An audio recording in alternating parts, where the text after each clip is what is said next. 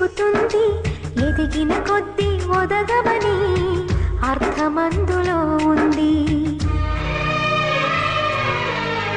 అపజయాలు కలిగిన చోటే గెలుపు పిలుపు వినిపిస్తుంది. ఆకులన్నీ రాలిన చోటే కొత్త చిగురు కనిపిస్తుంది.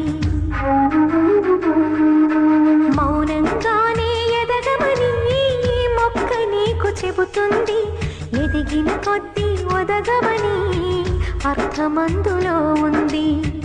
అపజయాలు కలిగిన చోటే గెలుపు పిలుపు వినిపిస్తుంది. ఆకులన్నీ రాలిన చోటే కొత్త చిగురు కనిపిస్తుంది.